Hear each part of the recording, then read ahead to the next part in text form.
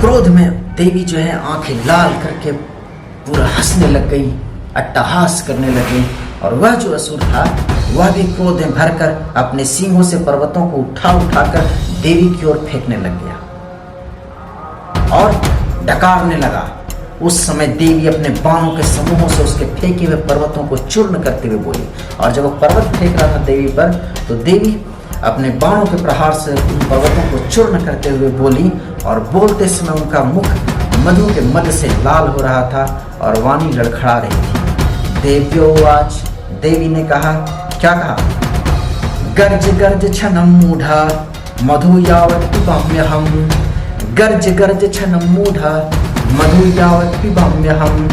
मया त्वयि हते अत्रैव गर्जिष्यन्ति आशु देवता।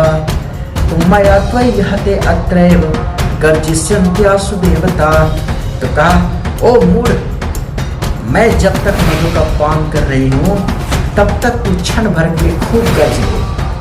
तो जब तक मैं मधु का पान कर रही हूँ तब तक तू क्षण भर के लिए खूब गर्जना कर ले, क्योंकि अभी कुछ ही क्षणों में तेरी मृत्यु होने वाली है।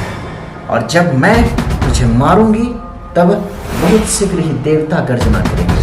तो जब मैं तुम्हें मारूंगी, जब मेरे हाथ से तेरी मृत्यु होगी, तो तेरी मृत्यु हो जाने पर शीघ्र ही देवता भी गर्जना करेंगे। तू अभी गर्ज ले, क्योंकि तेरी मृत्यु बहुत निश्चित है। और जब मैं तुम्हें मार दूंगी तो तेरे मारे जाने पर फिर देवता गर्जना करेंगे। ऋषि उवाच, फिर ऋषि कहते हैं, एवं उक्त्वा समुत्पत्य सारूढ़ात्तं महासुरम्।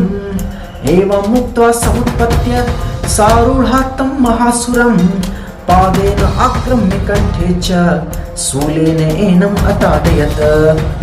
ततः सोऽपि पदाक्रान्तः तया निजं मुखात्ततः। अर्धनिष्क्रान्त एवासीत् देव्या वीर्येण संवृतः। अर्धनिष्क्रान्त एवासौ युध्यमानो महासुरः। तया महासेना देव्या शिरश्छित्त्वा निपातितः। ततो हाहाकृतं सर्वं दैत्यसैन्यं ननाशतत्।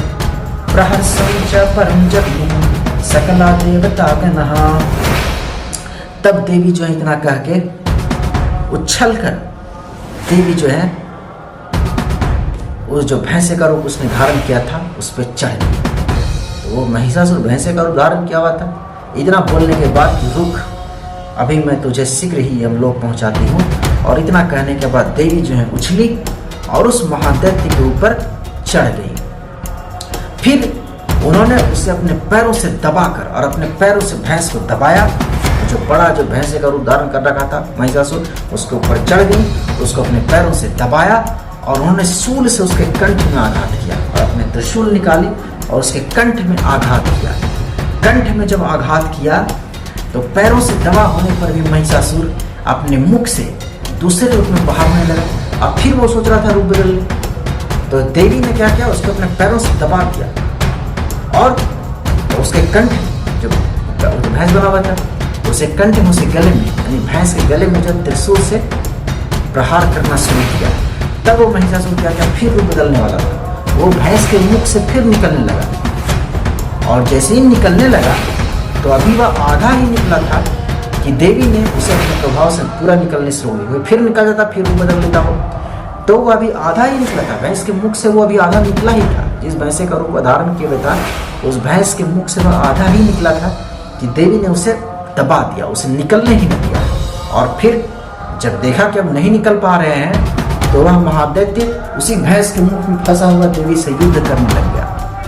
तब देवी ने बहुत बड़ी तलवार से उसका मस्तक काट गिराया और फिर देवी तलवार निकाली और उस महादैत्य का मस्तक धड़ से अलग कर दिया। फिर क्या था, चारों तरफ हाहाकार मच गया। दैत्यों की सारी सेना भाग खड़ी हुई और संपूर्ण देवता अत्यंत प्रसन्न हो गए।